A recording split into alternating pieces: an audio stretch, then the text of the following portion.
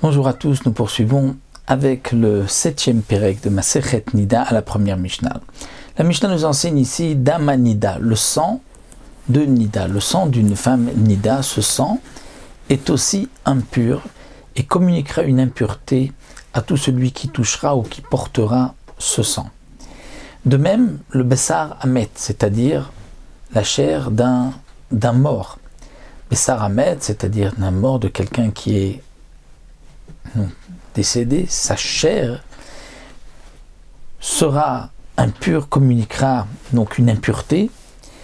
Et ici la Mishnah vient nous dire que metamim lachim, metamim veshim, c'est-à-dire que cette impureté aussi bien pour le sang qui est le sang de Nida que le Bessar Hamet, eh bien c'est une impureté lorsqu'ils sont encore frais, lachim humide, mais aussi lorsqu'ils sont secs. Et on apprend d'un pasouk, nous dit le Barthénoa, pour le sang d'Amiezova, c'est-à-dire tel qu'il est, même s'il a séché, et pour la chair d'un mort, parce que dans le pasouk c'est marqué Obeetzem Adam, c'est-à-dire l'homme comme le Etzem l'os, et l'os est aussi sec, donc de même la chair qui est sèche, il y a aussi une impureté. Aval, mais la Mishnah vient nous dire que le Zov, c'est-à-dire ce liquide qui a coulé d'un homme, atteint donc de la Touma de Ziva. C'est un liquide qui ressemble au liquide séminal, mais qui est un peu différent, comme la Gemara nous l'explique, et qui va rendre impur l'homme par l'impureté de Ziva. Le Zov, lui, comme nous allons le voir, n'est impur que lorsqu'il est frais, lorsqu'il est humide, mais pas lorsqu'il a séché.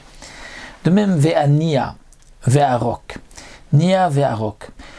Donc là, il s'agit d'un homme qui est impur, le Zav, et la Torah nous dit que le Zav, et même les sources, c'est-à-dire tous les liquides du Zav, sont aussi impurs.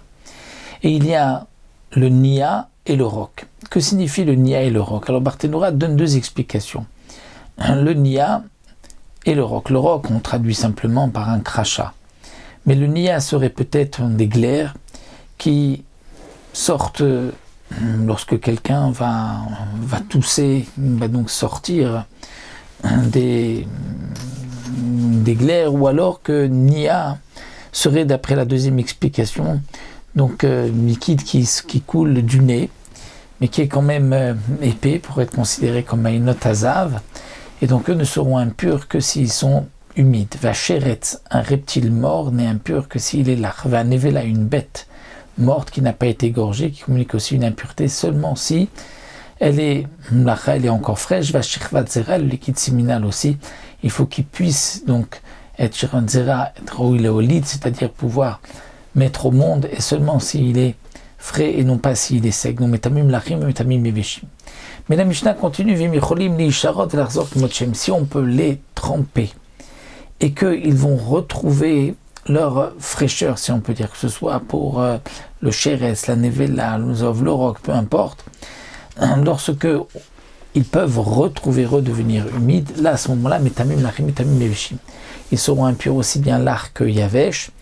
Et la Mishnah vient préciser les kama ishriyatan, dire combien de temps il faut les laisser tremper pour que on considère que s'ils retrouvent donc leur humidité, ils sont considérés comme tamés.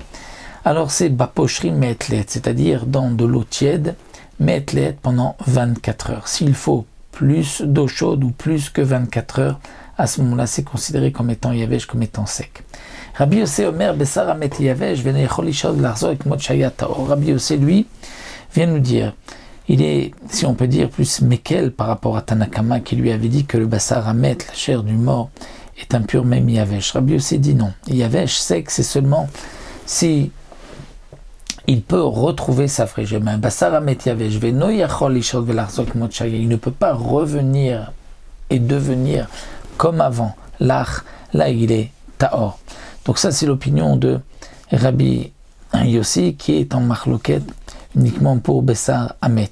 Parce que le Bessar Hamet, si il est maintenant sec et qu'il ne peut pas redevenir frais, à ce moment-là, il n'y a pas donc d'impureté pour Rabbi Yossi. Alors le Barthénoa précise, bien sûr, il n'aura pas la touma du Bessar Hamet, Bekazait, mais il aura une impureté qui est la touma du Rekev, c'est-à-dire du corps décomposé, et qui aura donc un autre chiour, c'est la fameuse cuillère, la tarvad, kemelo tarvad, une pleine cuillère tarvad, cuillère de l'époque, c'est là le chiour de Touma pour donc la chair qui est déjà yavesh, la chair de l'homme d'après Rabbi Yossi.